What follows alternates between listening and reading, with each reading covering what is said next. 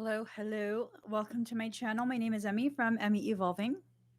If this is your first time joining me, thank you for finding me. If this is not your first time, thank you for coming back.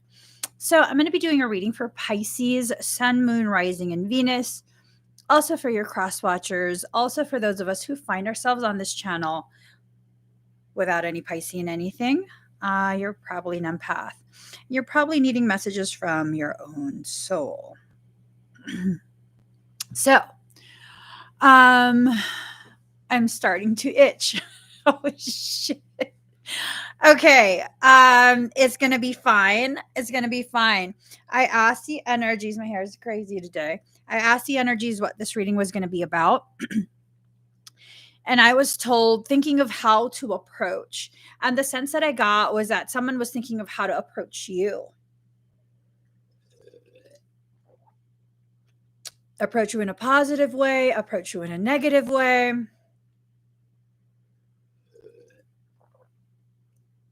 Is it you thinking of how to approach something or someone in your life? I mean, I don't know. I don't know, but we going about to find out. We going about to find out. Let's see. Let us see. There's a lot of like tension that I'm feeling.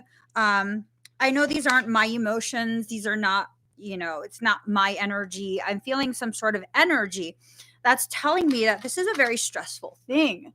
Now, it could be one of two things, okay? Either someone is planning to approach you for something negative, okay? They're trying to figure out the best way to subdue any type of self defense that you can employ, okay? Like they're trying to figure out how to basically trap you into, I don't know, maybe like a reactive type of situation. The truly manipulative, excuse me, the truly manipulative people, they are very, very well versed at gaslighting and reactive abuse. If you are not familiar with the term reactive, that has to do with the way someone continues to gaslight you and gaslight you and gaslight you, knowing that their goal is to make you react in such a bad, bad way that they can like record this and have evidence of you being the bad one. In reality, no, it's not necessarily that you're a bad one. A person can only take so much. Now, I want to make clear, I feel like I have to do a little disclaimer. I don't believe all Pisceans and all empaths are honorable. Like, let's really, I don't believe all of us are. I really, really don't. The ones who have betrayed me the worst and been the most malignant in their maliciousness have been Piscean. Either Piscean rising, Piscean moon, have been highly sensitive empaths. I don't believe these readings apply to all Pisceans and all empaths. There are some wicked ones within that group. Okay. So I want to make that very clear first and foremost. Some of us try our best to gather information to help ourselves understand, help us heal past whatever's being done to us, while some of us, they show up every day and they want information on how to better manipulate others. That's just kind of how the world is functioning right now. It's not to say that's how it will always function, but it's to say that is the environment that we naturally exist within right now. We have to be very honest about this, okay? So, those who are really, really good at manipulation, where, maybe they have NPD, narcissistic personality disorder. That's like really bad. Maybe they're malignant in their narcissistic tendencies. Maybe they have some sort of psychosis and I don't know what else going along with that very narcissistic type mindset. So it could be that very, very negative place of someone is looking for a way to actually access you and be harmful to you. Being harmful to you is not always just physical or emotional. It could be financially, it could be socially, it could be professionally, publicly, legally. So many different ways someone can be malicious towards you. Now, we've already addressed the negative potentiality that some of us might be here to get messages for. There's also a positive potentiality. And, the reality of the empath or the Piscean who's in the process of self realization, self actualization, you're living in a dualistic type of environment. One part of your environment, maybe it's all internal, maybe it's only online, maybe it's, your environment, your physical environment. One part of your environment allows you to be who you are. Okay. These are the people who are perfectly fine with you being who you are. As a matter of fact, they love it. They celebrate it. They look forward to being in your presence. And, sometimes it's something where maybe you've had a history together already. Maybe this is someone who really regrets a lot of the decisions they've made, and they're realizing every single decision that they've made thus far has had the opposite effect.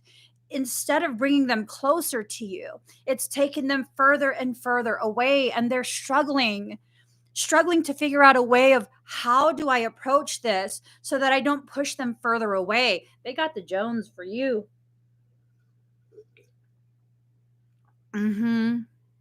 They be hella feeling you. I'm just saying. I'm just saying.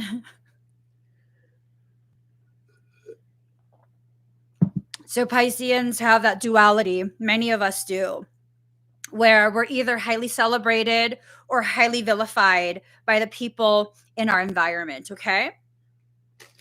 So let me get some cards ready. 1, 2, 3, 4. It's the 4 cards. 4. All right. Let's pull from this deck. It feels like this period is really going to set you up for tremendous potential. Now, that potential can be anything, okay? It can literally be anything. You got to be careful how you approach this. Don't approach it with blinders on. Don't assume that just because your heart functions a certain way, that everyone's heart should function the same way yours does, where you're not hurtful or harmful to others. Not everyone is capable of having the same type of heart as you, okay? 1, 2, 3, 4, 5, 6, 7, 8, 9, 10. Oh, okay, 11. I don't know what the cards are. I'm pulling them upside down, so I don't see it. I want to be just as surprised as you. Whew. Careful with the Geminis, Pisces. Careful with the Geminis, okay? If you can't hold your own with a Gemini, they'll hurt you really badly. I say this, someone who is married to a Gemini, surrounded by Geminis consistently. I love my Geminis. I'll just say that. But I can hold my own with a Gemini, I don't have expectations of Geminis. The thing with Geminis, and I'm not trying to talk shit, it's just I understand Geminis. Geminis will allow you to believe that they are in compliance, that they agree, that they will do, that they this, that they that, everything to get you to really like them. Is that really what they're going to do? Not unless they want to. Are they lying? I mean, if you're totally all up in their space all the time and all these demands and expectations, they will do what they think will get you to calm down and leave them alone and give them some space. So are they lying, or are they reactive to the pressures that they don't feel is fair, the pressures you're putting on them? Okay. So, and they're very charismatic. You won't ever see this coming. You won't ever see this coming. I'm just saying, people think Gemini is just oh, they're this, they're that. Oh no, Gemini has a depth that most people don't know what that depth is, because they won't let you. They won't let you. They're just very good at being unobtrusive as they go ahead and get information on you. I'm just saying, okay? Why do I not lie to my husband or keep secrets or any of that? Because I know he's going to find out no matter what. 2, 3, 4, 5, 6, 7, 8, 9, 10, 11, 12. All right. Yeah, no, I already know. He knows everybody's everything. You want to find something out? All you got to do is like, hey, have you heard about so-and-so? If he don't know, he about to know. I just like, I ain't never going to play games with this one. he's just going to know already. I'm just going to be quiet like, you better read my mind. I'm planning on you. I'm plotting. You. He knows. See, he be knowing everyone's business. I'm not even joking. He knows literally everyone's business. Everyone. People think Scorpios know no. Gemini is just hella low-key about it. Remember, they have two faces. That doesn't mean they're not trustworthy. That means you better recognize which one is talking to you at any given moment. You just better recognize which one is talking to you at any given moment. Because if they're malicious, you're not going to see that coming. But most Geminis are not malicious. Most Geminis kind of just, they just don't want people to get too deep within their private stuff. And, just, yeah. It takes a lot to make a Gemini malicious. To date, I haven't come across a Gemini that's malicious, that doesn't have like maliciousness in their chart. I'm just saying, there are some signs that are fucking malicious, okay? Gemini, unless they have something in their chart, like a moon or rising or ascendant or whatever, something in a prominent placement, they're not going to be malicious.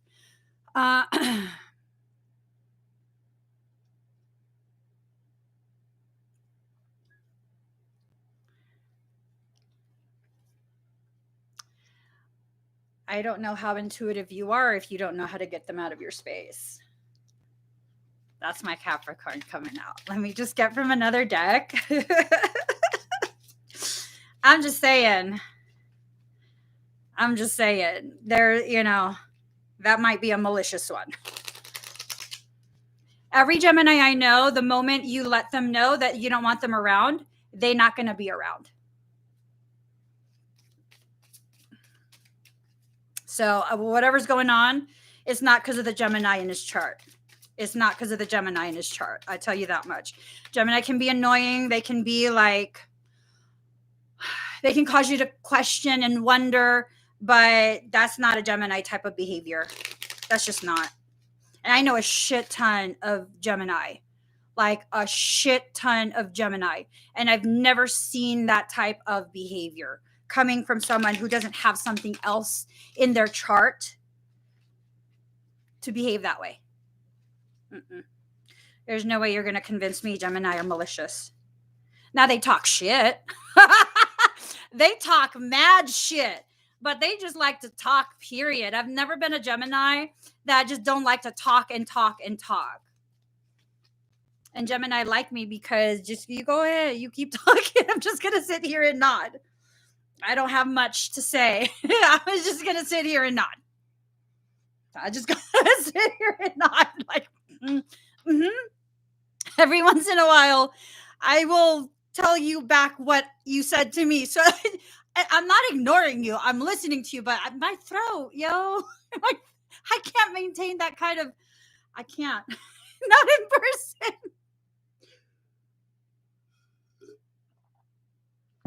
And maybe I'm biased.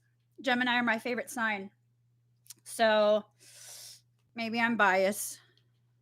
Maybe I don't care. Yeah, I love Geminis. Okay, I got all the cards I need. Someone's trying to figure out how to approach. Let's see what these people want from you guys. Let's see what they want. Okay. Now that I've pulled a ton of cards, let's get started. Okay. Woo-hoo. All right. So you're being used to bridge the gap for something. Okay. For the upper and the lower, you're serving some sort of purpose in whatever the situation is. Now, just because you're serving a purpose for the situation doesn't mean you don't also need to benefit from this learning. Okay. We need to completely let go of this belief that we're here simply to serve other people. I don't know what kind of Princess Leia, Jabba the Hutt bullshit that kind of teaching is, but I don't want no part of it. That is a Princess Leia, Jabba the Hutt type of bullshit teaching. Okay? You are not a slave girl in a slave girl costume with something that just likes to consume, and you need to be okay with that. No. No, no, no, no, no. No Princess Leia Jabba the Hutt bullshit. Be your own Han Solo, okay? Be your I'm not even a Star Wars fan. Be your own Han Solo, please. Please. Please. Because what ends up happening for the Piscean and the empath, if you don't be your own savior, your own hero, um you go from Princess Leia, Han Solo to like Anakin and Queen Amidala. Okay. You'll find someone who'll save you, but at what cost? You want a Sith Lord in your house? You want all of that mess and malignancy in your life? That is a choice that you're making. That is a choice that you're making. Okay? You can't blame anyone else for this. If you make that choice, thinking you can love someone into wholeness when they don't want to be whole, they don't want to be saved. You're trying to make them your savior so you can lure them in and then change them. Is that what's happening to the Gemini? Geminis don't like that shit. They don't. I think Daddy is still here. Daddy, did you fall in love with me? Because I was like, I don't give a shit.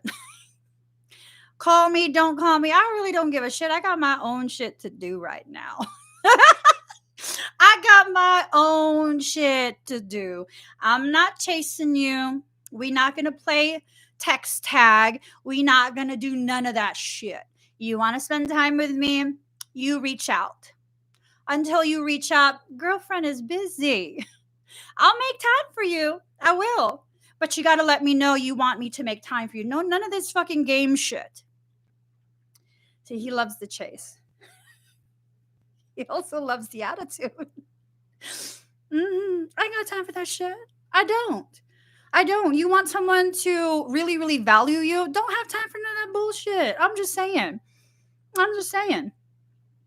You want someone that wants you to be available all the time? That's someone who's not going to value you. They're just not going to value you. So I told him, I don't got time for this shit. You want to hang out with me? You got to let me know. And then I'll tell you if I'm busy or not.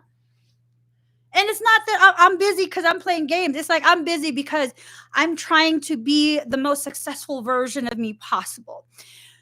When you play games with someone, you can't be mad when they play back, right?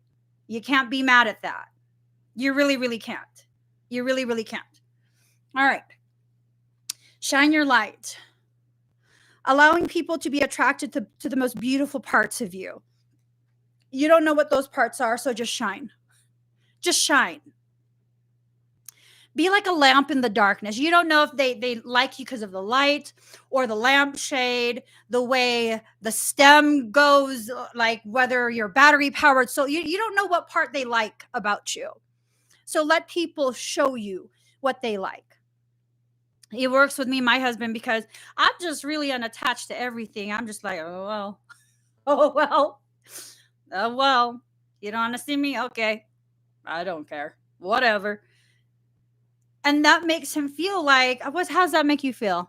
How's that make you feel? That makes you feel like, oh, yeah, this is not easy. Yeah. Keep me on my toes. Yeah. I don't know. That's you. I'm just like, I don't have time right now. Maybe later. Not right now. Nope. Not playing with you. Nope. Maybe what they're looking for It's something that only you have, something about your personality, your character, your energy, the way you communicate, the way they witness you being when you think no one is watching. This is not about allowing someone to low key, what's up, sir? Hey.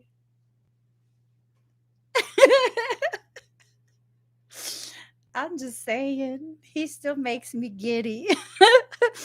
Oh my gosh.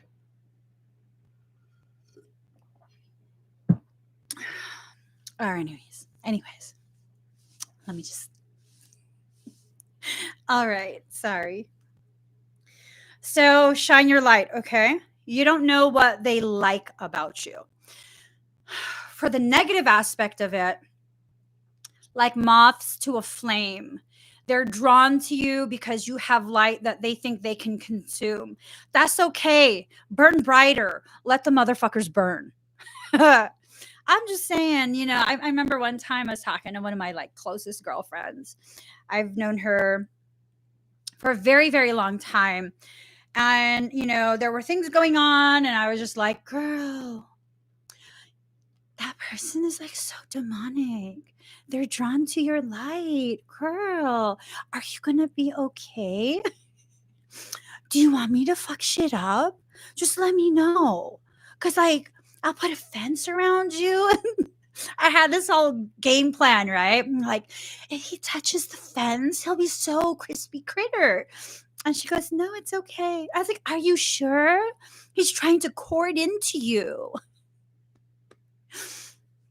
And my girlfriend is a total Sophia energy. And she goes, no, it's okay. It's okay. Like a lantern. If they don't want to get burnt, they shouldn't touch. Oh, like a lantern. Yes. Like a lantern. She goes, yeah. Just let them be. Let them be. There's no need for fences. And I'm like, I like that. So then when they touch you, are you going to let them actually burn? And she goes, that's not my choice. I can just be the light that I am. I like it. I like it. Yes. Add more fuel. She's just like, she's not tripping. She's not tripping. That's why she's like, I adore her. Because anytime I get into this mindset, before I used to like cycle through this really fast, like the world must be reset. And she's like, oh, no. No, we like people. We like people. We love everyone. I was like, no, we don't. And she goes, no, you're just mad right now. You love everybody. After a few minutes, you're right. I do. I love everybody. See? I told you. I'm like, you did. I do love everyone. Why are people like this? She goes, they're still just learning. Okay. They're just learning. See, you could be that total light in the darkness, not have to be always about war, always about this, always about that. You could just exist, hold your space, and know when it's time for mofos to burn, they'll choose that themselves. You're just going to stand there as a testament to the fact that you are peaceful, you are loving, and no one can ever change that about you. No one. No one. No one. Okay? Unless you allow them to. So, loving compassion, understanding that people are who they are, and you're going to be who you are. And if they don't like it, they don't like it, and that's okay. You can still be you. Okay? You can still just be you, and people can come and go into your life. You can close the door. You can lock the door. You can create a moat if you want. You can burn the bridge down. You can pee on the ashes. You can do whatever you want. It's your life. And if that's what you need to do to get someone out of your life, then that's what you need to do. You're the one that's going to be reaping all the consequences of that, all the after effects, the causations, and the effects are all chosen by you. Okay? So just know, if you want someone in your life, stop burning bridges, hoping they'll build another bridge. They not lumberjacks, baby boo. They're lost in the forest. They're lost in the forest with nothing but a freaking buck knife. Those are big. They can protect themselves, so they'll be safe. But they're still lost in the forest. You can't really fell a tree with a buck knife. I mean, I don't know. Maybe there's a way, but you're going to really struggle. You're going to really struggle. And you need more than one tree to build a bridge. If you want people to be part of your life, you have to allow them to cross over that bridge and join you where you are. You no longer have to be the kind of person that consistently has to go into the forest to find all the lost ones. That's not your job. That's not your job. Okay? That's not your job. You have to allow yourself to let people love you. And see, here's the thing with Pisceans and empaths. We do this with the people who actually, want to love us and be present and all of that. But then the people who are malignant, who are malicious, who are not trustworthy, oh no, we'll teleport them over. We will teleport them over. We will make a nice, lovely guest room for them. We will ask them what their favorite meal is. We will give them everything, knowing full well your intuition told you this is a malicious motherfucker. Oh no, don't be that way. We have to be. Someone commented the other day that I'm too abrasive. I'm not a fraud, but I'm too abrasive and I need to be gentle with people's hearts. First and foremost, you should never trust someone else with your heart. Why would you do that? People have to earn that. They have to earn that. Secondly, this whole concept of we have to be gentle with everybody and sugarcoat and fill them full of our bullshit that's projected out because we want people to like us. They're not going to like you anyways. You know how I know? For several years, I was gentle with everyone's hearts. And you know what happened? Motherfuckers tried to crucify me. My name ain't Jesus. No. No. Mm-mm. Nope. When you play into those games of you need to be this way, you need to be that way, so people will be okay with you existing, fuck that shit. I'm not joking. I'm not mincing no fucking words. Fuck that shit. I will not cater to people who cannot accept me as I am. No. No. Why do you have to cater to people? Why? Because you have to be sorry that you exist? Because you have to make the cave dwellers comfortable with your light so that, now you have to dim your light all the way down? No. Billions of people in this world. You were created to be just who you are, as you are right now, knowing you're going to change with every single life situation. You will change. You will shift. You will grow. And these people who don't give you permission to shift and grow are the people that you don't need in your life. Fuck those bitches. Okay? Bitches. Okay? I'm just saying, yes. I'm a little rough around the edges because I choose to be. That's intentional. I choose to be.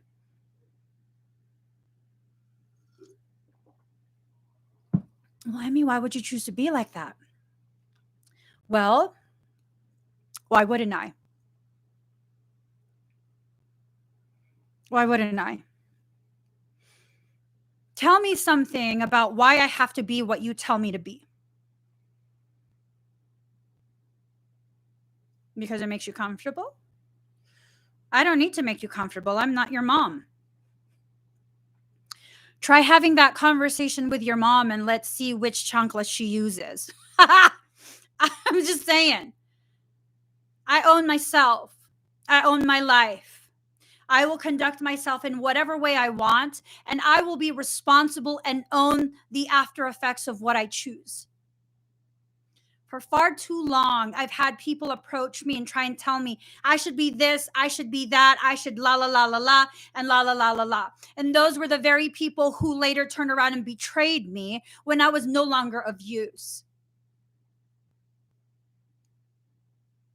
So is my behavior just because I'm pissed off that people hurt my feelings? No. My behavior is because I'm pissed off that I didn't allow myself to be who I am. Because if I did right from the start, I would have been like, bitch, I already see what you plotting.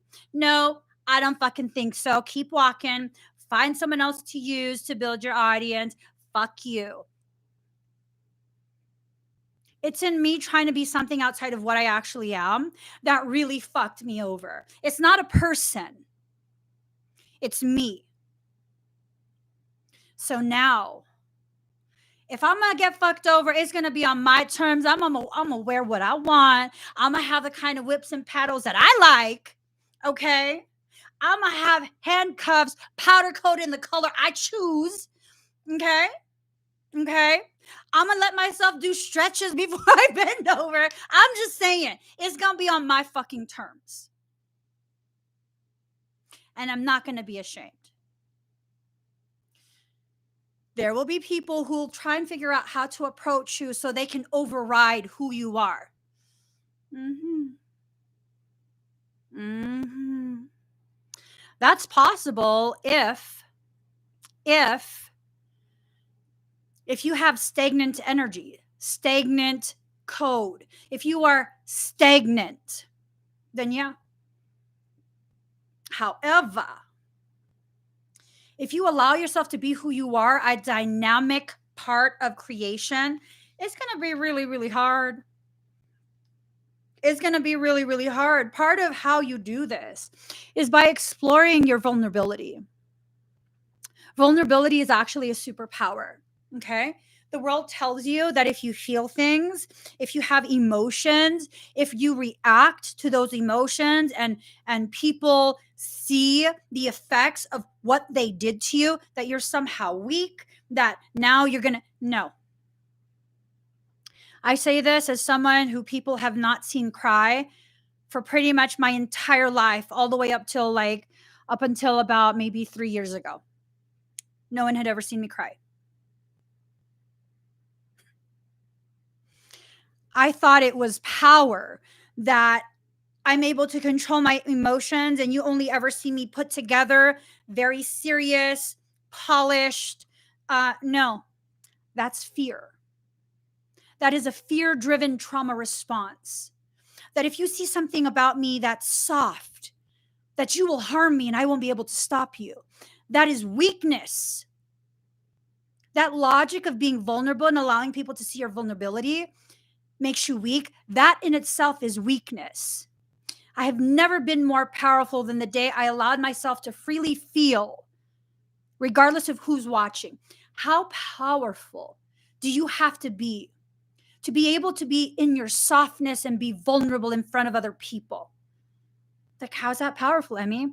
Well, because that tells me I know I'm powerful enough to fucking stop you in your tracks no matter what you try. I could be in the middle of crying, but motherfucker, I'll put you in your fucking place. Don't think you can do whatever the fuck you want to me just because you see me being vulnerable. Unless you want to learn just how strong I am, don't. Don't even try it. Don't. And having no apologies for that. We come from a place where if you feel something and other people witness you in your process of feeling, they'll say you're emotional. They'll say your chakras are unbalanced. They'll give you all of these tips, advice. Usually you didn't ask for it, but who cares, right? Because you're weak. They need to tell you how to be strong. They'll tell you all these things that will help you to control your energy.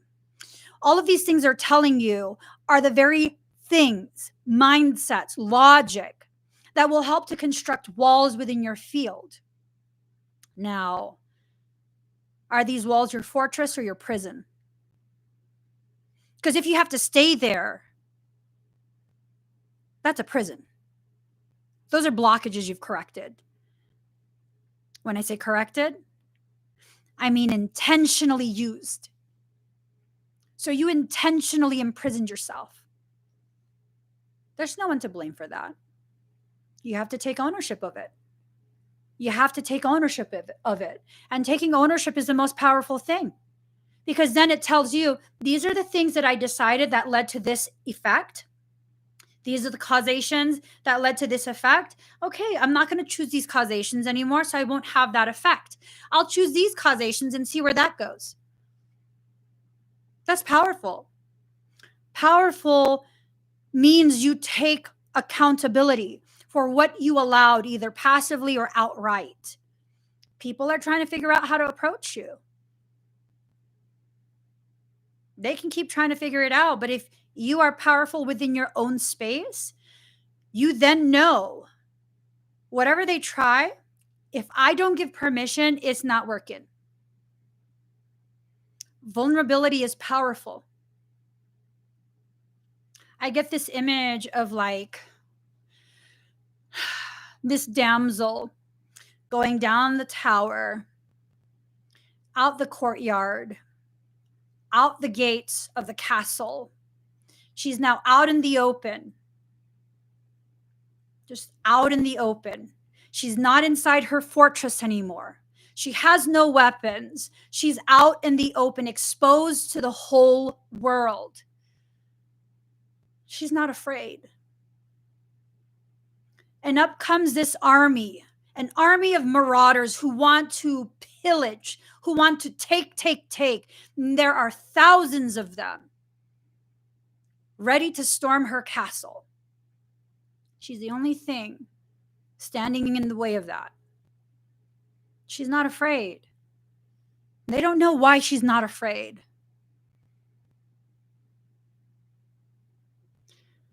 They don't know until they take it too far. She's protected. Up from her castle comes a big ass dragon. She's not afraid. Nothing's getting in her castle. Nothing is touching her. She can be as vulnerable as she wants. She doesn't have to be weighed down by the armor, by the weaponry. She doesn't have to have that fear, because she knows beyond a shadow of the doubt what the world has to offer in regards to threats. It's nothing in comparison to what creation has gifted her in regards to defense, protection. You don't have to be afraid. You really, really don't. You just don't. You don't.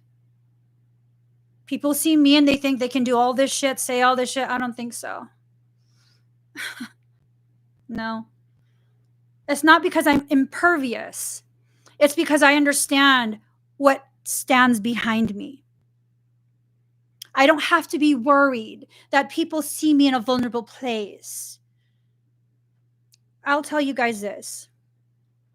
When I'm at my most vulnerable, when I am at my most broken and low, that is when my soul gifts me with the most highest levels of protection. I'm too broken and low to fight my higher self. That means the protection comes forward that much more potent. That's not something I have to ask for. That's a part of my birthright.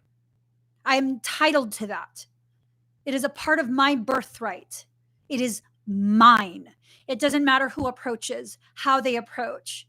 I know no matter what, if your intent is malicious, no, not going to work.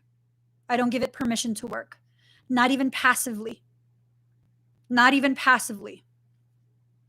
And the beautiful thing about this, people would think like, oh, she's so far away from her castle that the dragon can't hear. Silly human. We speak telepathically.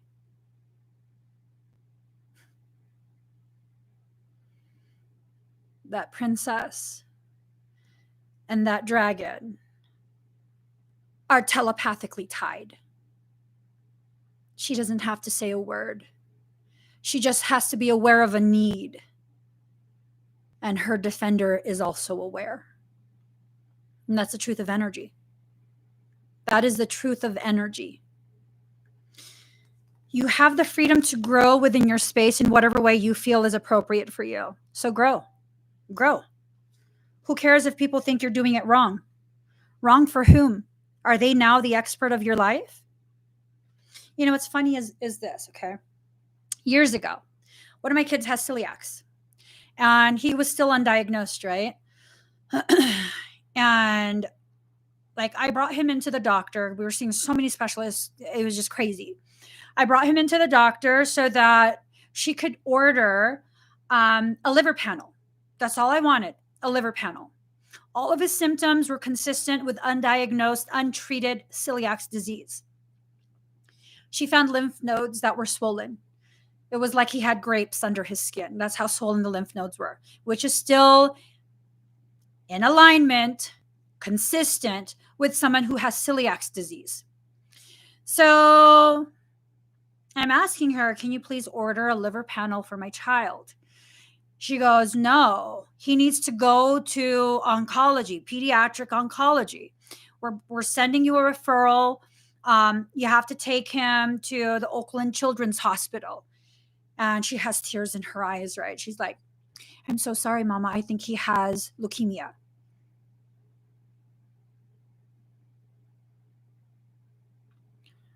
He doesn't have bruising. He's not lethargic. He has no other symptoms that are consistent with leukemia as a potential diagnosis. No, Mama, I'm the doctor. Yeah, who's known my son for 5 minutes? I'm the mother. Recognize my role in his life. I am his mother. I'm not just his mother, I'm a stay-at-home mother. That means every single minute of my entire life is dedicated to him and his growth. I don't go anywhere without my child. There's no spa dates. There's no dates with my husband. There's no girls' night out. I'm literally fully committed to raising my child. Oh, no. Oh, no. I'm just a mom. Someone who's known my child for 5 minutes is apparently the expert. You know, that's fine. You're the expert in medical knowledge, not the expert in my child. So we made a barter. We made a deal. I'll bring him to the oncologist. You need to order that liver panel. If not, I'm not bringing him in. She orders a liver panel. We go to the oncologist.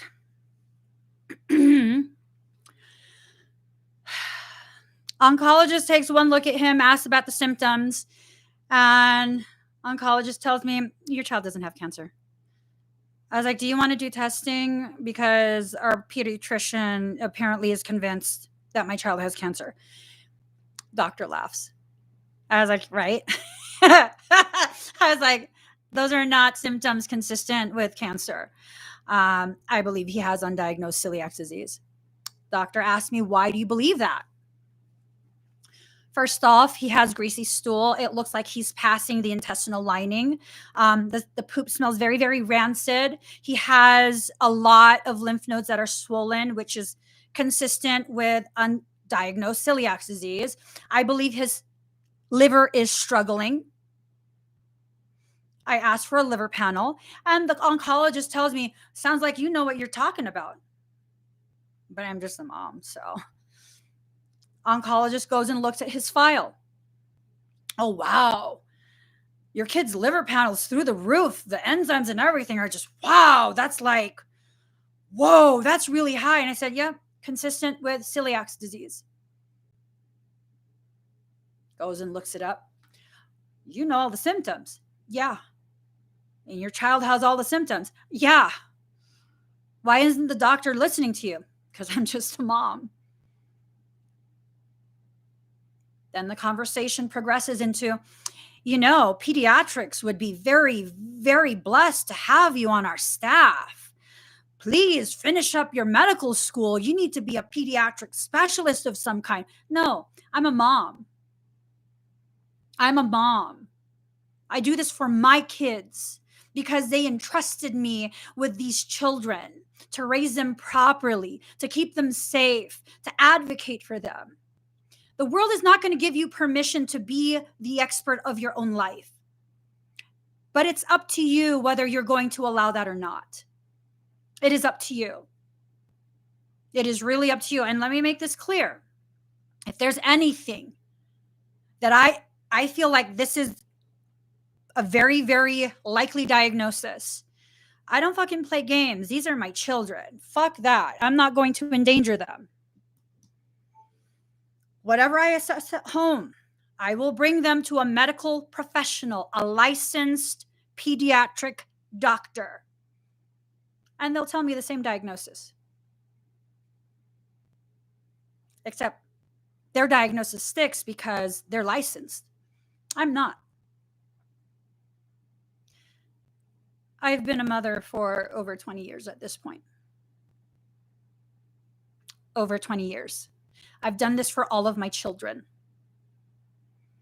I'm at a point where if I don't know what's going on, if I can't figure it out, I'm not waiting. We're going to the ER. If I can figure it out, let's see if some homeopathic stuff will help. If it does not help within a very reasonable time, 24 hours. That's reasonable. 24 hours. Doesn't help within 24 hours, we're going to the doctor. No, but mommy, you know, okay, but I need to make sure that I know properly. We're going to the doctor. That doesn't mean I don't know. That means now I need someone else's medical expertise to help with the diagnostics, to know if it's accurate. That doesn't diminish the fact that I am the expert of mine and my children's lives. No. No one gets to tell you how to live your life. I don't care if they're a psychologist, psychiatrist, therapist, social worker, any of that. Learn yourself to the degree that you become the expert of your life and you just bring in other specialists to consult with, not to tell you who you are, not to tell you that you're broken, to give you some sort of ability to see yourself from a different perspective. You might have missed something. Be thorough in your learning of yourself, the learning of your pathology, how to correct that pathology. People will approach you and try and give you this BS thing of, oh, you can't say that because you don't have the letters after your name. Okay, I might not have the letters after my name, but if you would like to examine my vajayjay, that human being came from me. I understand my genetics. I understand my limitations. I understand that part of me was gifted to that new human being. There is a potential that this new human being that was formed in my body might have my same different types of diseases and conditions and predispositions. Don't let them tell you that you don't know yourself. One of my kids had oral surgery, had extra teeth, had to get it removed. They had to put him to sleep for that. This doctor, oral surgeon, he was a really good oral surgeon, but I could tell he was irritated with me. I fucking know my kid. I cannot give him the shit you are telling me to give him. And I had to tell him, like, do you understand the pain he would be in for a week and a half is far worse than discomfort of his mouth. Like, you need to give me other options. He's never broken a bone before? No. Has he never like gotten an ear infection? Nope. So he's never had antibiotics? No. He's never had a fever? No. He couldn't understand it. Because my kid is fucking healthy. Aside from celiac disease, my kid is healthy. He doesn't have any of those problems. He's never taken medications. He's trying to tell me that I'm making the wrong decision for my child. Okay, my kid's allergic to Benadryl. You can't tell me my kid is an average kid. And you know how Benadryl knocks kids out? This fool was awake for over 48 hours, running. He couldn't sit still. Over 2 days. And I had to stay awake with him because I was like, shit, I don't fucking know what to do. Yeah. But he's telling me he specializes in pediatric oral surgery and he feels strongly that I need to this. You also told me that as part of the, anesthetics, you gave him ketamine and that he'd be knocked out all day. No. 15 minutes after he woke up, he's talking about astral shit. No, not hallucinations. He's very lucid, telling me how he felt when he came out of his body the moment the ketamine hit. I'm sorry, what? Yeah. He separated from his body, his consciousness. He saw it. Look up what ketamine does. It causes dissociation from bodily trauma. I didn't tell him that. I didn't even know they were going to use ketamine. All I told him was, they're going to put you to sleep. I was in the room with him before I left. I told him, okay, don't be scared. They're going to give you some medication through the IV. It's going to make you feel sleepy. They're probably going to keep asking you questions like your name, the date, just different things until you fall asleep. Okay? I'm just going to be in the other room. I'm not going to leave. I'm going to stay right here with you, but I can't be in this room for cleanliness. He's like, okay, mommy, I won't be scared. Then he tells me, as soon as it touched his brain, he was out of his body. And I know exactly what he described. That's the tube of life. I've never shared that with him. I know exactly where that tube goes. And he knew when it was time to wake up, his body was yanked, his consciousness was yanked back in his body. He starts telling me this 15 minutes after he's out of that operating room. He like literally sobered up. Just out of nowhere. Oh, mommy, you know what I saw? What the fuck? Aren't you tired? Do you want to sleep? No, I can't sleep. I'm just so awake. But they said you were going to be tired. I can't sleep. He couldn't sleep. And he was highly cognitive the rest of the day. They're like, he's going to be so out of it. No, he wasn't. Nope. Not at all. Not at all. And no, he didn't experience pain. He didn't experience any pain. They had to lift his soft palate off of his skull. They had to take part of his bone out with the tooth. And he wasn't in pain. I know why he wasn't in pain. He was using meridian points. He accidentally got glutenized several months back. He was in pain, severe pain. And I showed him exactly which meridian points. Pain gone immediately. I know he was using those meridian points for his mouth.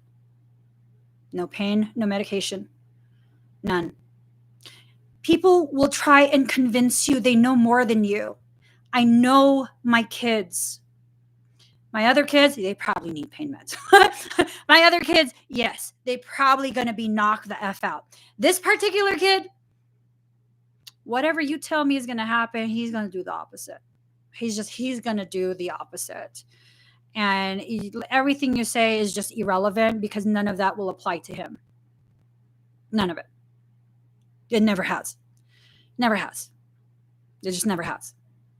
So when people tell me I need to do this and that, it's not that I'm too proud or think I know it all. It's that I know my child. I know my child. When you are fully present, either in your child's life or your life, all the time, how are you going to let someone who's known you for 5 minutes tell you that they're the expert?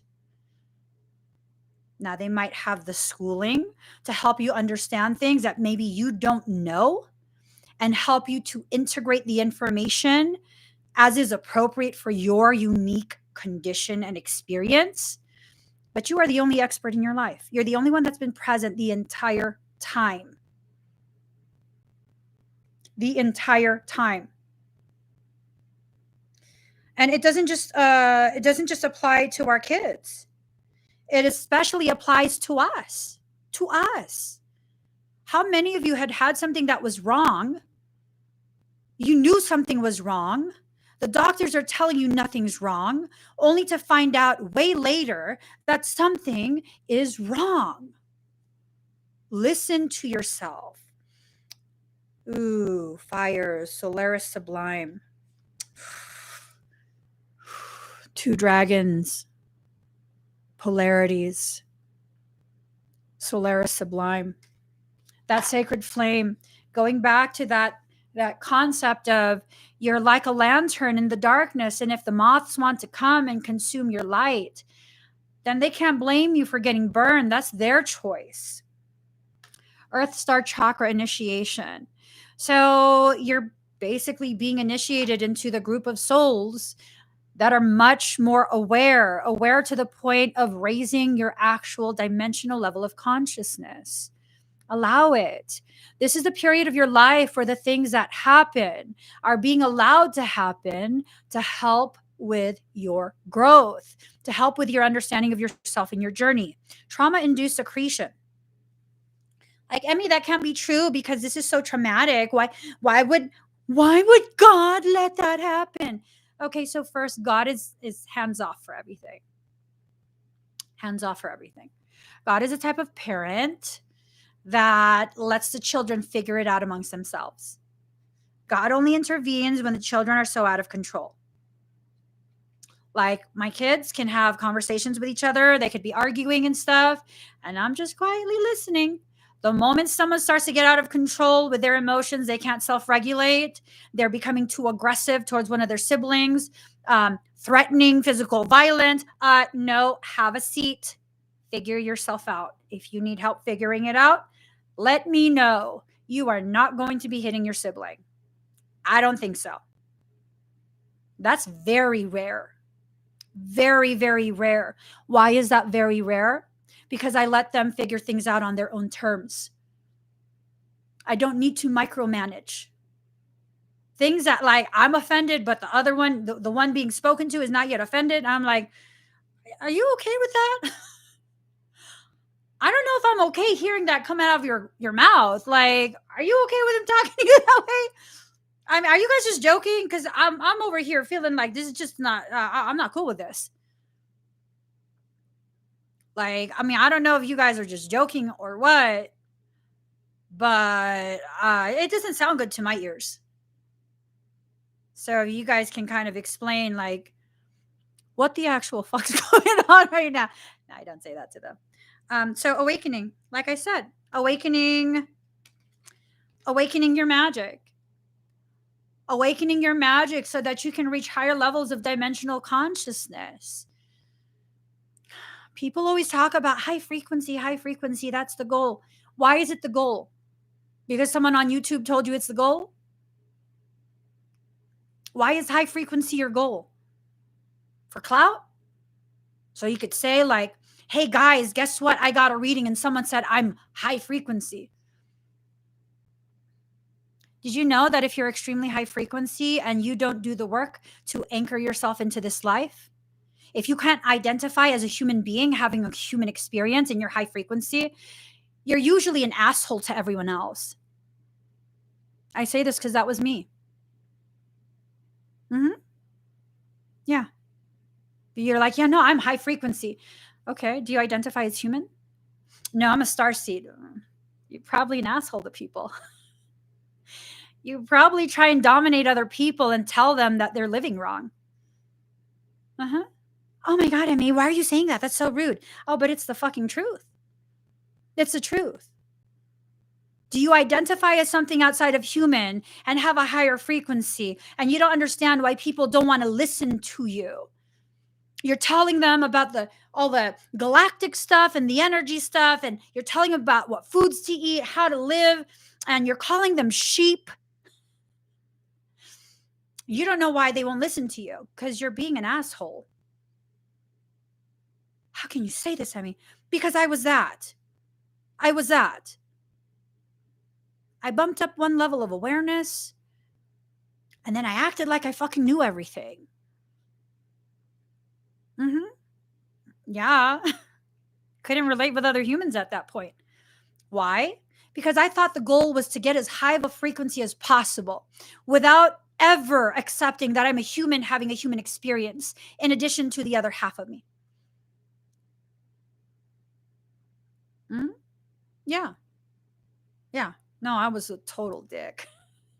Fucking peasants. Yeah. Yeah, no. So this is my experience with veganism. I'm not talking about anyone else's experience, okay? I'm absolutely all for veganism if it's appropriate for you. My experience with veganism, it caused my frequency to skyrocket so high. I could no longer be approachable to other people. I could not relate to other human beings. I refused to identify as human. In addition to that, I was a total fucking asshole all the time. All the time. Just because I could. Just because I could. In addition to that, I was the one who was primarily the one cooking all the meals.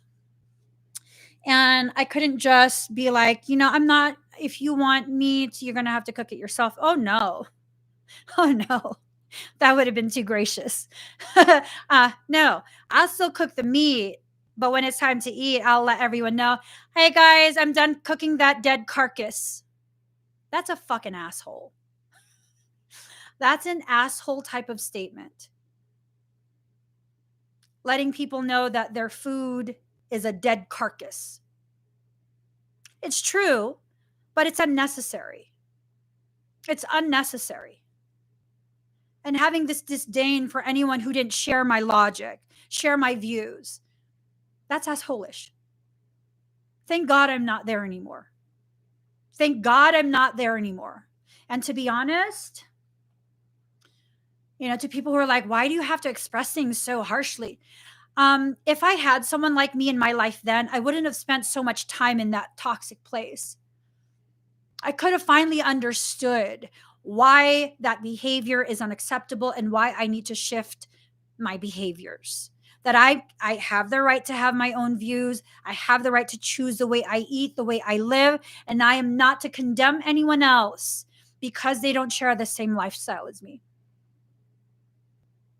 Yep. And maybe part of what we're doing here is trying to figure out how to approach ourselves. How to approach ourselves with the truth of how we've been living, how disrespectful we have been to ourselves, to our sovereign right to choose.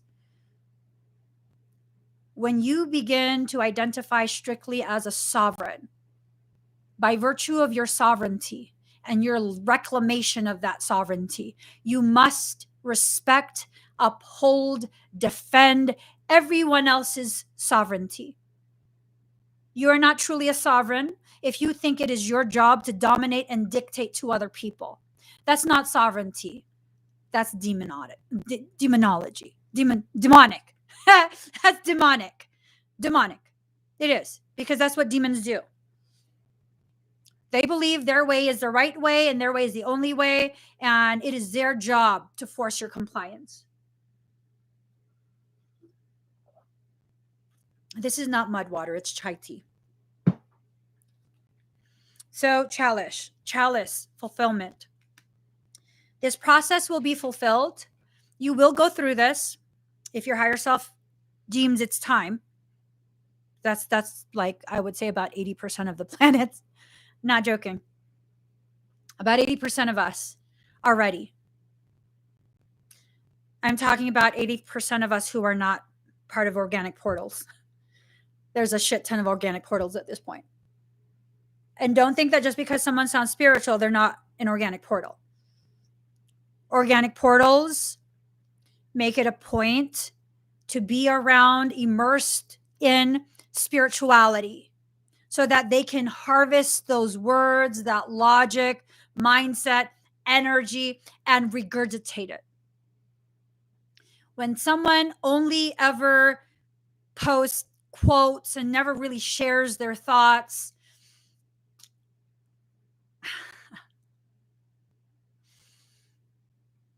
for some, it might just be an aesthetic, that's okay. That's all it is to you. For others, there's a very real potentiality. That's an organic portal. There's a very real potentiality. And it's extremely difficult for most people to identify an organic portal. If you don't know what an organic portal is, it's someone who doesn't have a soul. They're kind of just here taking up space. They're empty vessels to be used for demonic work. Organic portal. Okay? So you're going to be protected as long as you allow your process to be fulfilled. Okay? There will be protection given to you by your soul. But you have to be in compliance with what your soul is asking you to experience. You have to use discernment.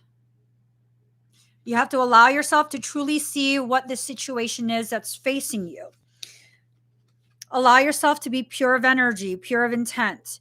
Now, pure intent has nothing to do with trying to dictate to someone else what they should do. Trying to control their lives, that's not pure intent.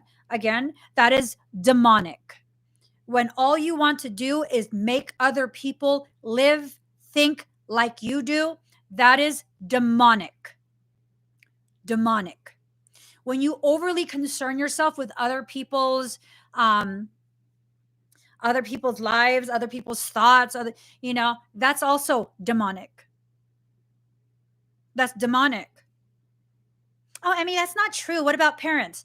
It's not your job to control your child. It's your job to serve as a template for them to see how a healthy adult behaves within society. If your child is acting up, you've probably been acting up.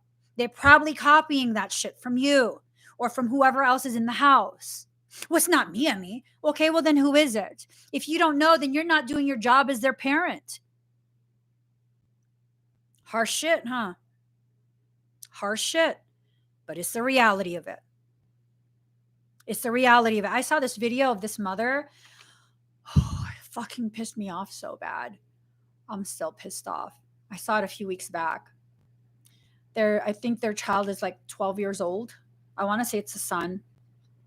12 years old. And I guess they got into an argument. The mom starts recording.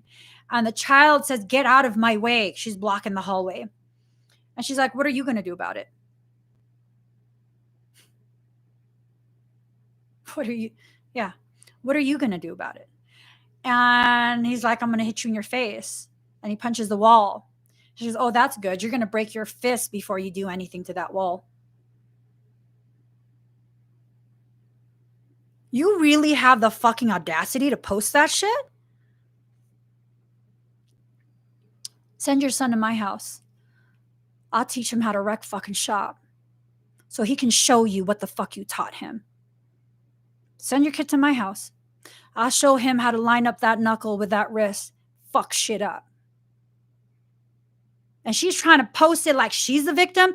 Bitch, who the fuck he learned that from? You're antagonizing your fucking child because he's 12. And then you wonder if he's going to be fucked up as an adult. You fucked him up. Oh, no, y'all don't understand what it's like. No, I do understand. I have nothing but boys. I do understand. And when one of my boys gets it in their head that they're going to challenge me like that, like, "Hey, I know you didn't say anything, but I don't like that look in your eye. You got something to say to me. You got a problem with what I decided. Have a seat. Talk to me. You can be mad at me. You can't be disrespectful. Tell me. Did I do something to make you mad? Let's talk about it. You don't want to talk about it? Excuse yourself. Think about what you need to think about. When you're ready to talk, come back. But we're not going to do this. You're not going to look at me like that and not tell me why you're looking at me like that." Yeah, she posted it. Uh-uh. We got to take accountability. We got to take accountability. We really, really do. Anything that I'm not allowed to do, my kids are not allowed to do. Anything that I am allowed to do, if it's age appropriate, they're allowed to do.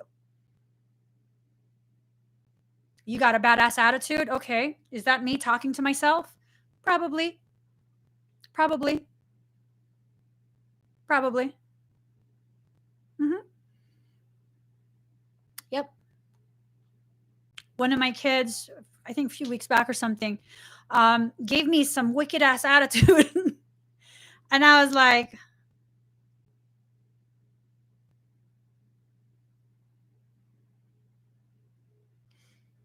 said, you know what? Let me just walk away. They got quiet. I went over to my husband. I'm like, do I act like that? Yeah? Is that me? Is that me? That's my attitude? My husband's laughing. Okay. That's my fucking attitude. Shit.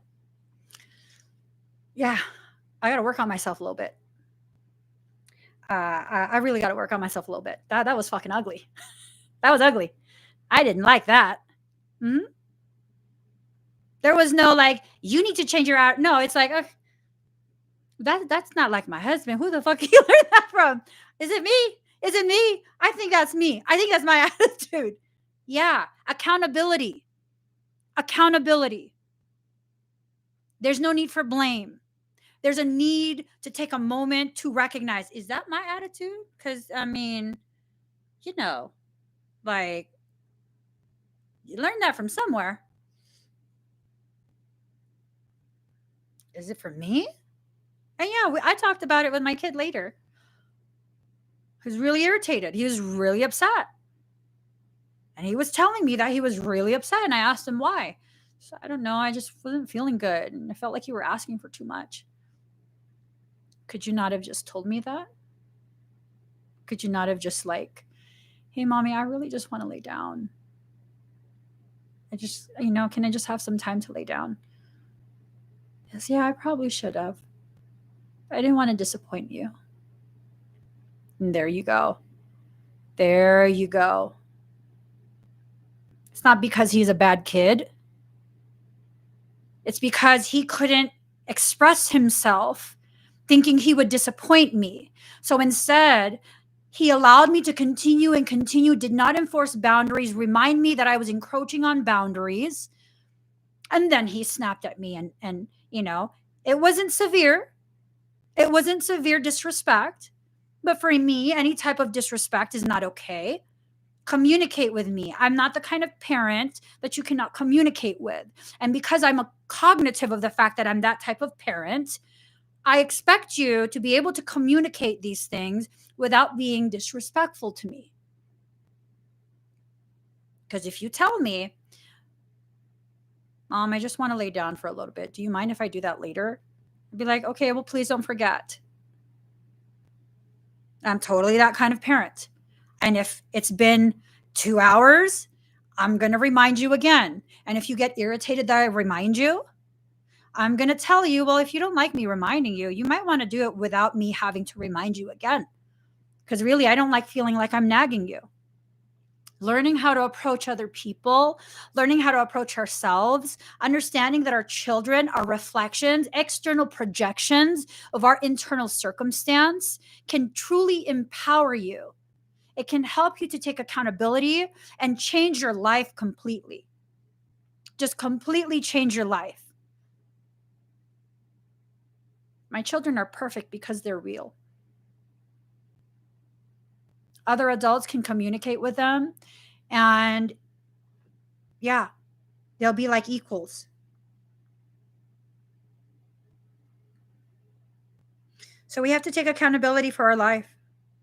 We have to take accountability for the way we affect our environment, including our children. Okay? Sometimes children don't know how to approach you because you've never shown them how.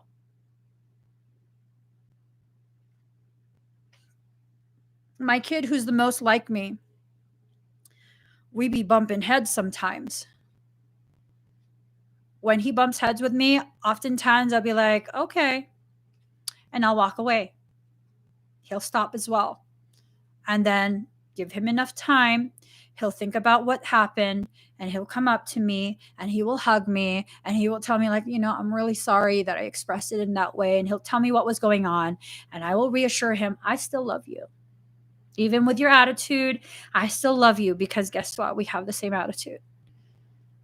Maybe next time it would be better for you to just communicate with me.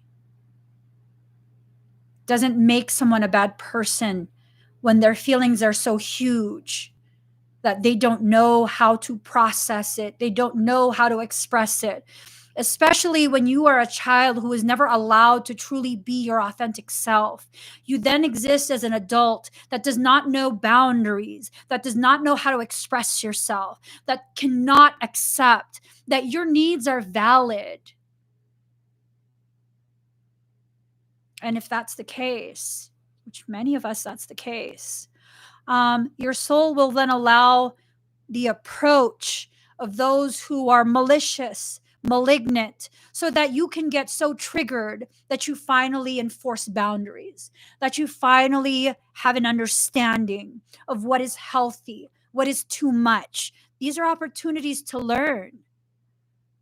On the flip side of that coin, when you are someone who really, really struggles with allowing people to help, allowing people to love you, sometimes you'll be brought those who can do this freely love you with no expectations, simply because you need to experience that.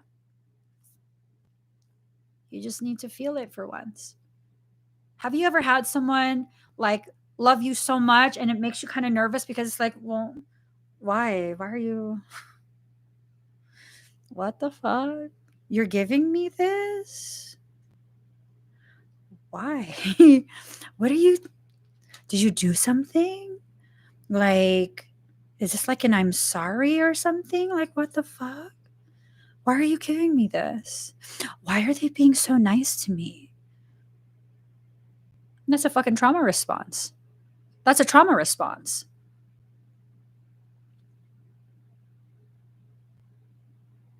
Ooh, yes, Queen of Hearts. It's more difficult when you have children that are strong-willed. Have to be aware they are just as passionate as me. And this is what I tell myself, okay? This is what I tell myself whenever parenting becomes a little bit challenging. This is what I tell myself.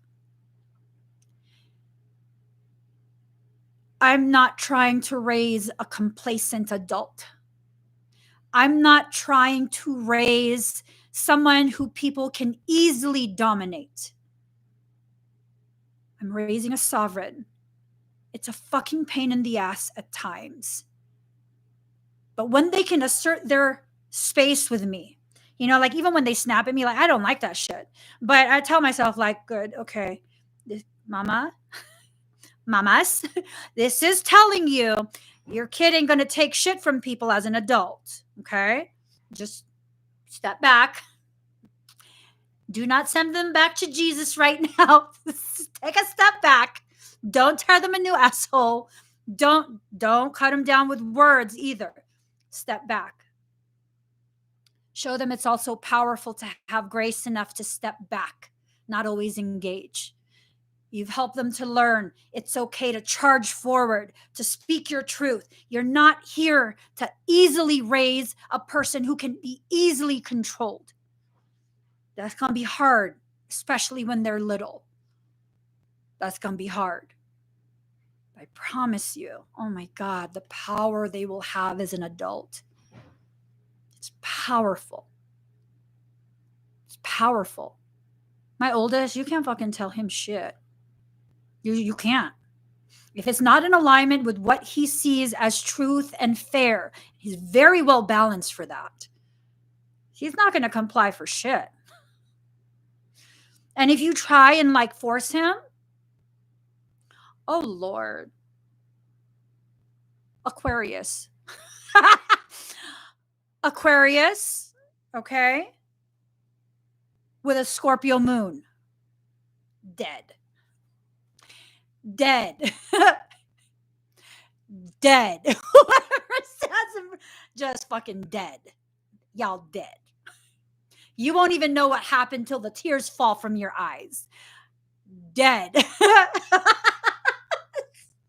Yeah. Yeah, one time years ago, he showed me, he got into an argument online, and he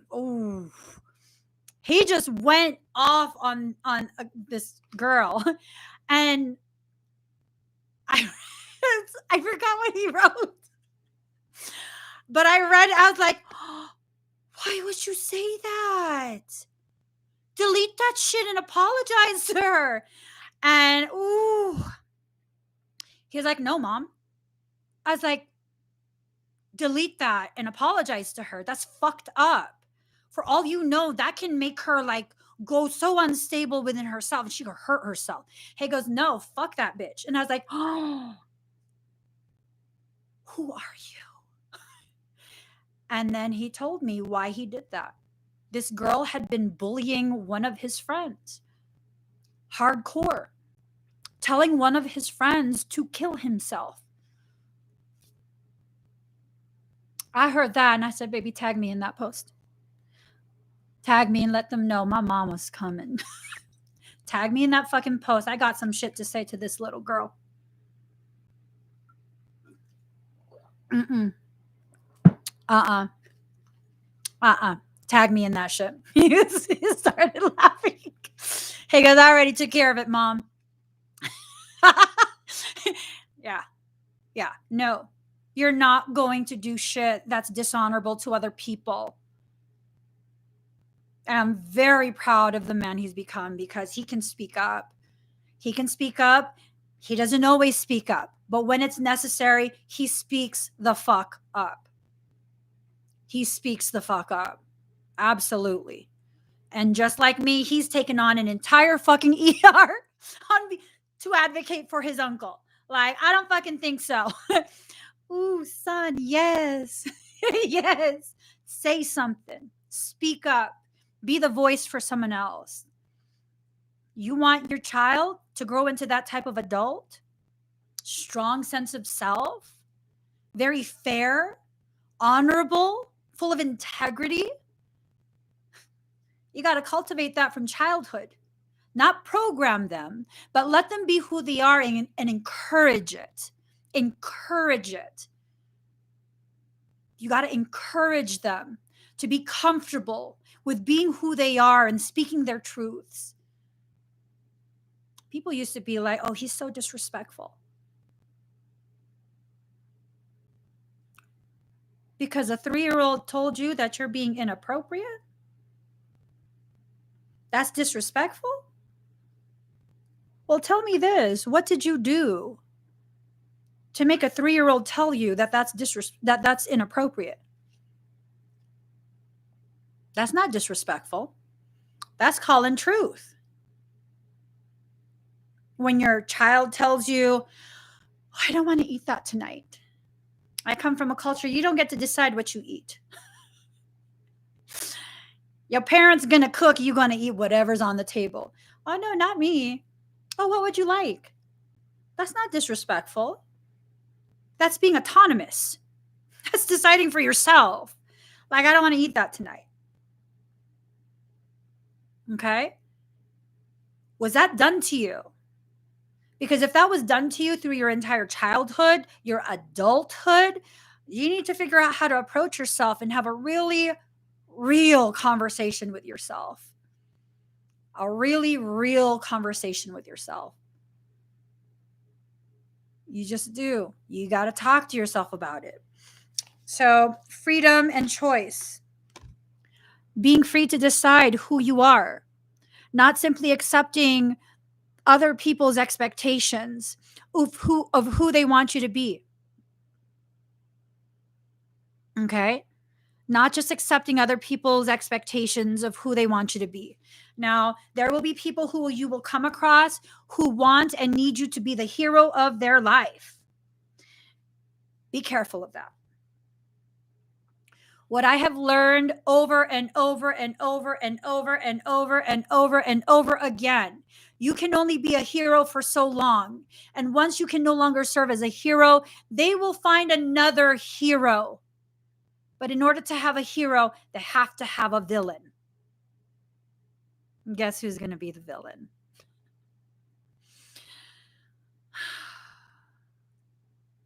You. Whether you did something or not, you the new villain. Okay? And that's okay. That's how some people function. You can't tell them to be anything else, but you can absolutely decide for yourself whether or not they can have access to you. Okay? Oh, God, Jesus, Mary, Joseph, fucking wise men, the manger, all the animals in the field, the stars in the fucking sky. I'm sorry. I knew it was a trick. Bastard. I knew it was a trick. Hold on. Let me look at the other cards. Okay. Let me get a hold of myself.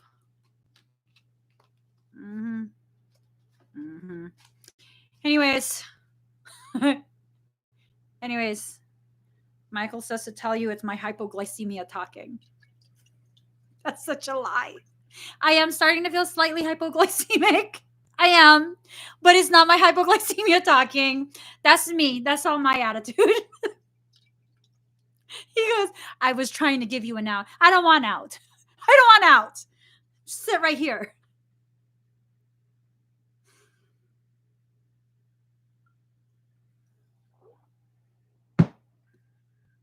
I'm hot.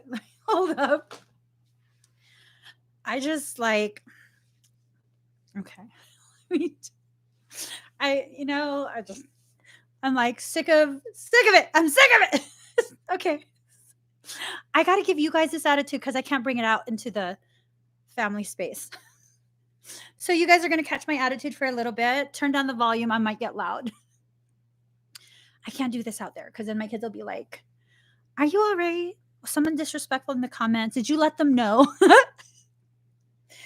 Yeah, baby, I let myself know. It's me. It's my attitude. All right.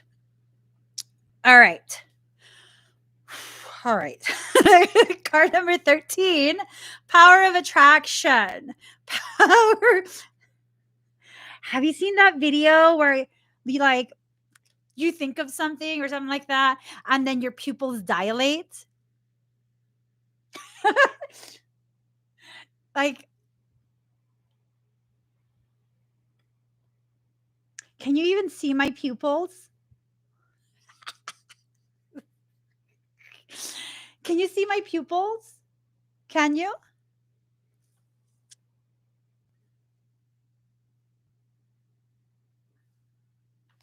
Hold on.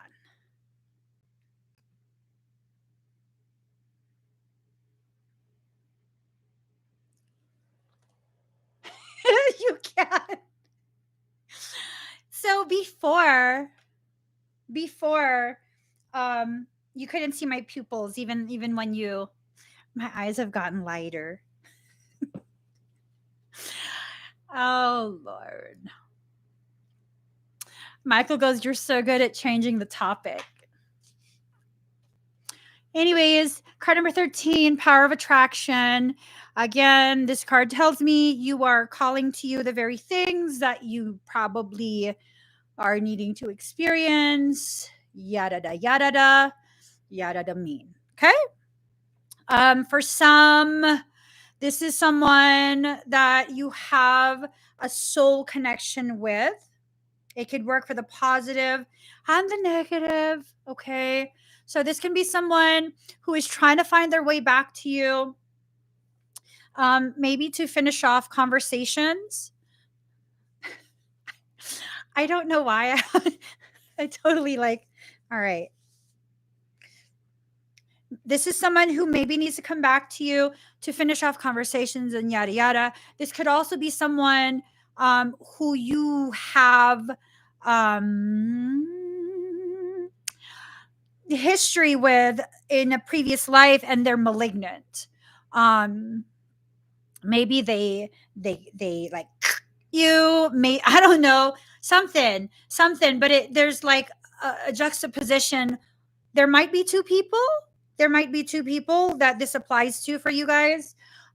One is malicious and the other one is not. And this is just me. I say fuck them both. Just leave it all alone. I think for some of you, you won't be able to leave this alone. It's this sense of like,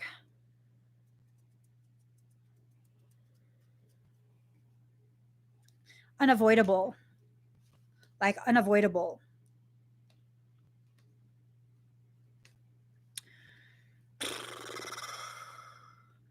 Okay, so Michael's like, why are you rearranging the cards?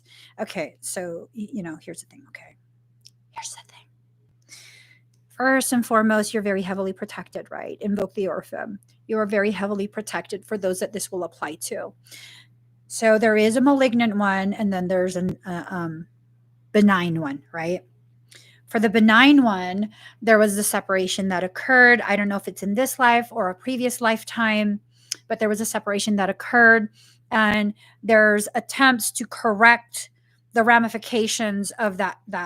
Oh, I gotta get going. There's attempts to rectify that, okay, to correct it. That separation had to occur because self-acceptance needed to be allowed to ripen, and that wouldn't have happened in each other's presence. It just wouldn't have. There's so much reverberation between the two of you, not just resonance but reverberation, like a vibrato, like a ah like that. Okay, it was too much. It created too much like vibrato, and what you guys needed was that, like, that flat note, so that you could get somewhere to stand and view what you're creating together, like lessons, experiences, things like that. Want to just put this out there. I'm not talking about romance. For some, it will include romantic components. That's not about this, though. Okay. This is about all the other components outside of romance. There were things that were needing to happen, but it couldn't happen until you accepted yourself, or they accepted themselves, or both of you accepted yourselves simultaneously, synchronistically. And in order for that to happen, there needed to be a separation, a trauma induced accretion. I'm being told it's just like the mother and child. Until the child comes out, is born through a very traumatic process, because birth is very traumatic for the mother and the child. I mean, could you imagine being a little chicken nugget and being squished out of your foxhole? I'm just saying, that was your little clubhouse for a while, and then you got evicted. You didn't just get evicted, you got squished out. Like, and if you think a baby just slides out, no, they are squished. They are squished. They're squished the fuck out. That's how they get pushed out. So much contracting. And in that squishing, that tight space the baby has to travel through, that's how their lungs are cleared when they're birthed vaginally. Okay? So it's this process of feeling tremendous amounts of pressure, tremendous discomfort, being placed in a very, very foreign type of environment. One of my kids remembers being born. Crazy, right? He remembers being in utero, and then he remembers being born. And he said he was not done yet, but suddenly he was squished. And it hurt, and then it was cold, and it was loud, and it was really bright, and his eyes hurt, and it was just like crazy. Yeah. I never told him how he was born. He just volunteered this one day when he was a toddler. He volunteered it one day. Okay. So you want to be reborn? You want to reach higher level of consciousness? You got to go through the same process. Rebirth is not about sitting, meditating. That can help, but it's not about that.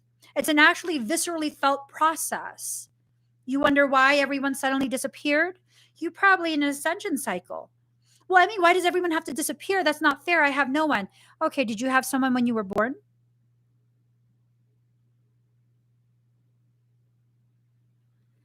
Even twins have to come out one at a time. Let that sink in. Even twins have to come out one at a time. They might be born on the same day, in the same delivery room, from the same mother, but they will have different time of birth. Really let that sink in. You have to go through this process on your own. You're being redirected. This redirection has to do with you being able to, I guess, take accountability for whatever it is. Whatever you're experiencing, you have to be accountable for the way you interpret that experience. Okay? Interpretation of the experience will greatly affect the way you perceive that experience. So I interpret people like fucking with me as me having a lesson. So I don't have to be hateful. Like, no, you're not that strong. Like, my soul lets you come forward and help me learn shit. Like, you're malicious. Don't get me wrong. You're malicious, but you're not gonna overpower me. This is a way for me to learn, so I don't have to be hateful. Things like that. Okay. Like being able to cultivate the way you see, perceive what you're going through. People think that, oh, just because at one point for 5 months I was stuck in a parking lot, oh, so now you have to pity me because I was homeless and yada, yada, yada. I don't even see it like that. I really don't see it like that. I saw no problem with it. It's probably why that lesson took 5 months. I really had no problem with it. It felt very free. It felt very comfortable. It's all in the way you perceive things. You got to do that shadow work. When you do that shadow work, you have to observe what comes forward, who returns back into your life. Oftentimes, this motherfucker comes around when you at your lowest. Okay? Even the mimics, they will wait until you are at your lowest before they are sent to you. So just let your mind wrap around that. Rejuvenation sigil, awaken. You're going to be rejuvenated as you go through this awakening process, but not before you experience betrayal. Okay? It's either someone's going to betray you or you're going to betray yourself because you won't listen to your intuition. Allow yourself to flow as you're reborn from this shadow state. This is going to be a very difficult period simply because what you're experiencing is going to trigger you. It's going to allow for a trauma-induced accretion, a TIA, where trauma will start this process that will cause you to, just like when you're traumatized and you're pumping all this adrenaline, your parasympathetic system is hyperstimulated. It's just like that. Instead of adrenaline, you're pumping in high frequency. It's frequency accretion, accelerated frequency accretion. So relax the whole darkness and be at cause. I think there's two people who are trying to figure out how to approach you. One is malicious, the other is not. You got to figure out who is who. Relax the hold of darkness and be at cause. This is about letting go of your fear, of your worry that you won't be able to handle. This is how I see everything in my life, okay?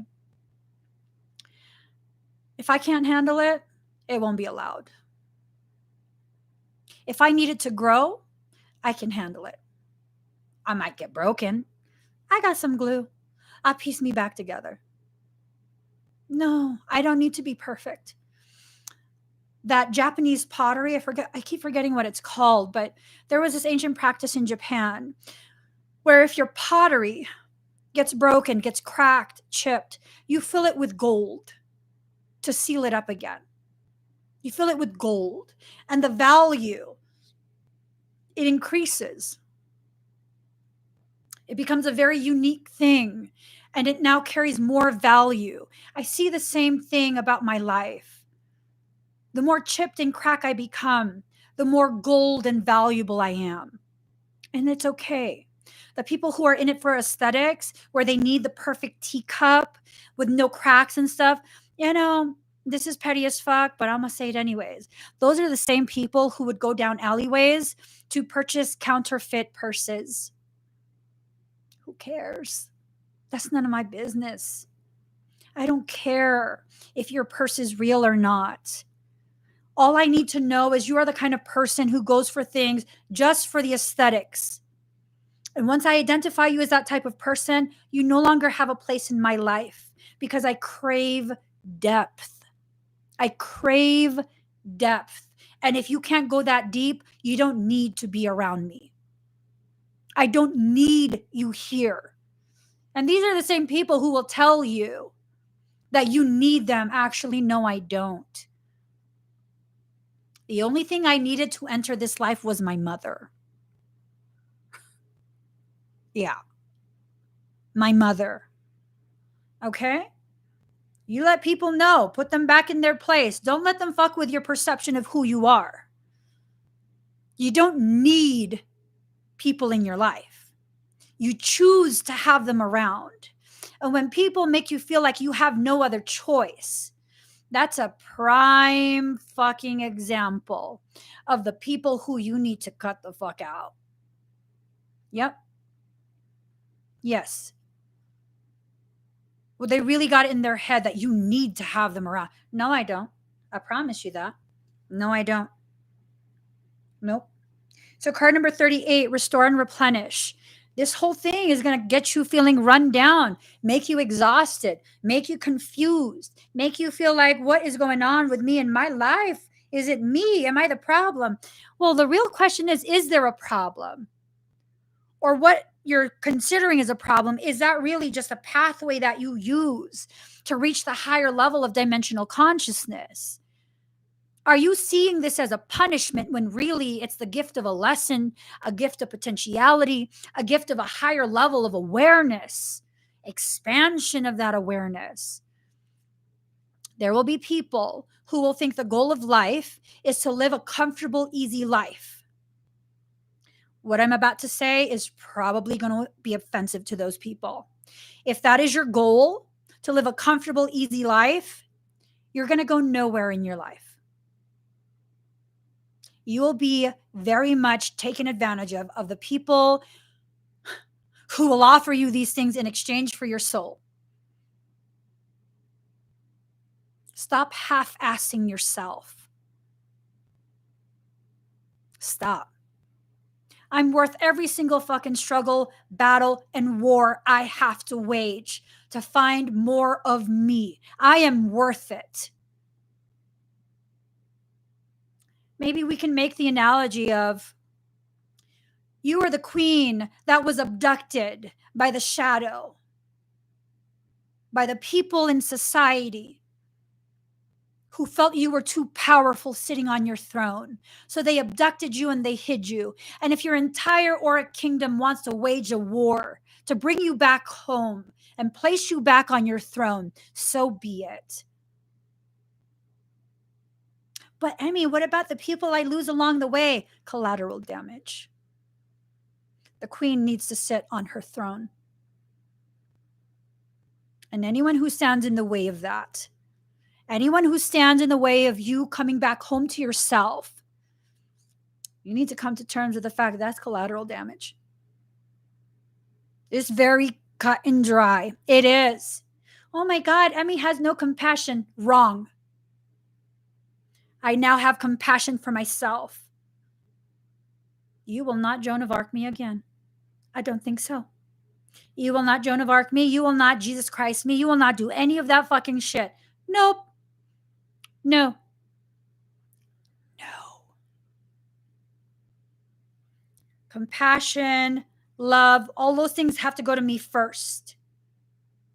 I have to make sure I am taken care of first. See that? I don't see anyone else there to serve you. I don't see anyone else there offering you clothing so you don't feel naked. I don't see anyone else there waiting to be able to wait on you. So what does that tell me? That you are being tasked by your soul to do this for yourself, to take care of yourself. And maybe if more of us took care of ourselves without shame, allowing others to witness it, it will help to free others to also take care of themselves. We have been beaten into this place of submission where we have to give to everyone else, nothing for ourselves, or else you are a bad person. Why? Who's telling you this? The people benefiting from your receiving? Receiving what's yours? Why are you going to listen to them?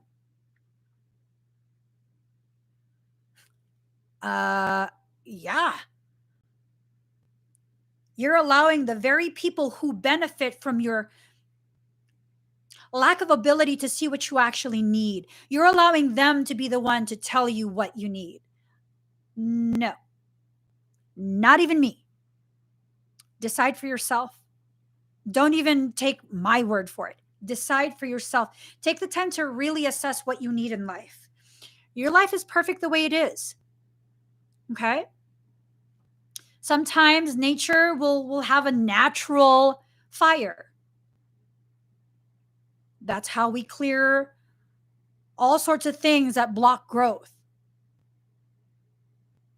That's normal. That's natural. What you're actually afraid of are the manufactured fires. That's what you're afraid of. You're not afraid of your own flame. You're afraid of how people will weaponize you in your journey. Yep, that's right. Instead of focusing on giving people from your cup and your cup being empty, whether it's half full, half empty, this and that, no, focus on being so full of your own healing, full of that love, self-compassion, that grace, that it overflows and people can fill their cup from the overflow. You don't have to be depleted in order for someone else to receive. You just don't. Defend to the end the worthwhile. Defend to the end the worthwhile. And then maybe this is a message for you to begin recognizing this is about you. This is about you. Okay? Now, are you being defensive because you need to be defended? Or are you being defensive because there's someone who is not malignant trying to find a way to approach you so you can continue whatever the soul lesson was that got paused? You got to find that answer, okay? Allow yourself to be inspired to go ahead and follow your own rhythm. You will not follow your own rhythm until you discern what you feel. You can't compare two different things to each other. You really can't. You can't. It's not like, it makes no sense to do that. Like, what's better, the apple or the orange? Well, what mood are you in? What is it that you're looking for?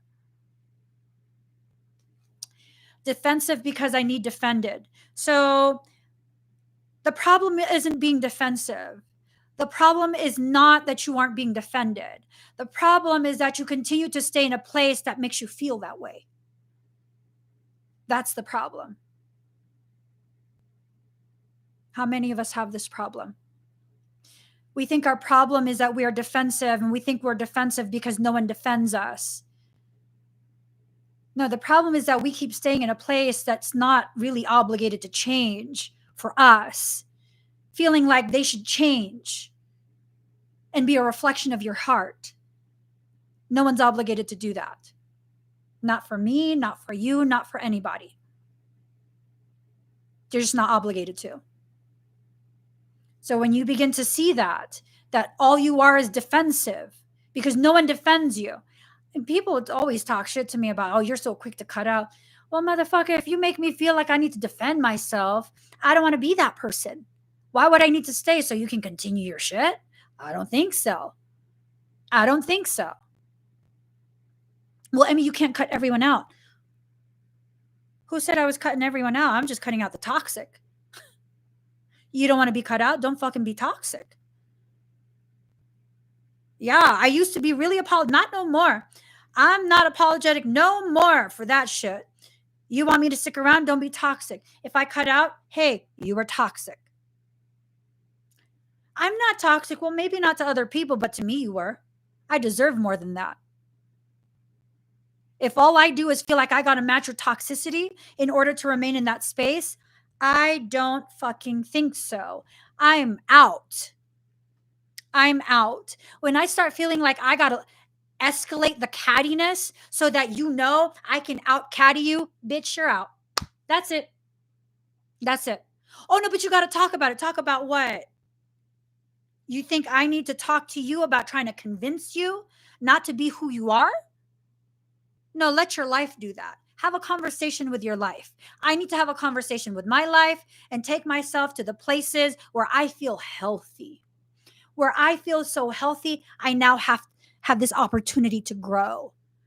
See, we got to go from this place of using all our energy to heal ourselves all the time because all we keep doing is getting wounded in that place. No, I'm out. I'm going to go over here. Not only am I going to heal, I'm going to then have extra energy to use to grow. To grow. Staying over here where all you can do is mitigate how much pain is being consistently inflicted upon you, where people are constantly cutting you down. Like, bitch, I ain't no fucking maple tree. You keep injuring me just so you can harvest the syrup. Go walk your ass out there in the woods. Look for a motherfucking maple tree, because bitch, that ain't me. That ain't me. You're not going to put a spigot in me and injure me ever so slightly just so you can harvest. Fuck you. Okay. Unless y'all want to identify as a maple tree, by all means, go right ahead. But so long as people can still continue to harvest your sweet syrup, they're going to continue to do that same shit. Look up how they get you that maple syrup. Why is it so expensive? You know, just because no one cuts you to the point where you die does not mean they're not benefiting from your pain, because you can't injure that maple tree beyond what it can heal past. You can't. If you kill the tree, you'll no longer get syrup. So you injure it just enough, consistently, just enough. Harvest, harvest, harvest. Hey, you know what? If I'm a maple tree, I'm gonna fucking deroot myself and walk the fuck away. Fuck that. Fuck that. I got to get going. I'm running late. You guys join me later today. I'm going to have a crystal show. We're going to be doing an auction. I have a whole bunch of stuff that I will let it go to new homes. We'll do it. We'll do it today. We will do it today. I'll see you guys later on. I'm going to go live probably around like 4:30 Pacific Standard Time. Maybe 5 Pacific Standard Time. We'll see. Probably 4:30 Pacific Standard Time. I hope I see you guys there. I'll create a link for the auction. It's a crystal auction. My husband and I are still figuring out how we're going to do this. If y'all haven't seen some of my crystal pieces, top notch. I'm just saying. I feel like I'm crazy letting these pieces go, but I have way more. So I just need to make space. I do. I got to have some compassion for my husband. He's the one that carries it all around for me whenever we travel. And that's pretty fucked up. It's several hundred pounds that I carry with me everywhere I go. So I'll see you guys. Please give this video a thumbs up. If you haven't already subscribed, please do subscribe. Turn on that notification bell. Join me when I'm live. I'll see you guys again later today. Okay. Bye.